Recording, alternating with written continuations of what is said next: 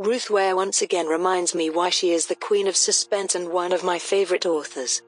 Erin and Danny work at a remote luxury chalet high in the Swiss Alps.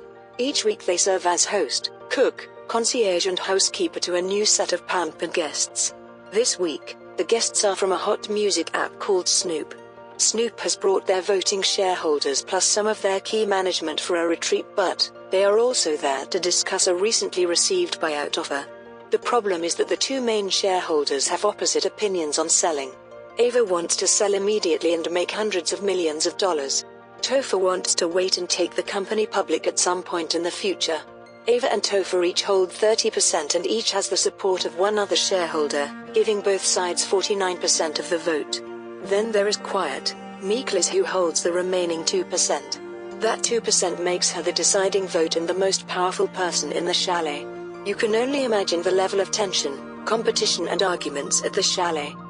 On their first day of skiing, the skiers get separated and Ava does not return. To make matters worse, a huge avalanche hits the mountain, taking out the power, cell service, internet and cutting off the chalet from everyone and everything. Panic ensures, with no phone, internet or way down the mountain, they cannot contact ski patrol to find Ava. No one is holding out much hope of finding Ava alive. But then things get even worse. A Snoop employee is found dead in his room. And then another. It looks like Danny, Erin and the remaining Snoop team are locked in an isolated chalet with a killer. It could be any one of them. What I loved. There were so many things to love about this book, but if I had to pick, I say the combination of the suspense and setting. Tucked away in what should be an idyllic mountain getaway, the characters are stuck with a dead body and a potential murderer, with no help arriving, limited food and nothing to do but wait to see who will be next. I don't feel like I'm selling it well, but trust me, it really works. I loved Erin and Danny's friendship. They have an easy rapport, they are unquestioningly loyal to each other and they take care of each other. It's what a friendship should be. Most of the characters are hiding at least one secret and the reveals are so fun. The story is told alternatively from the points of view of Erin and Liz. They make great narrators because they are both natural observers, each for their own reasons. As part of the chalet staff, someone who has no connection to Snoop, Erin makes a fantastic observer.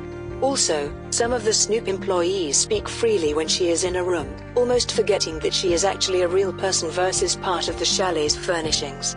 Although she is a shareholder, Liz no longer works for Snoop.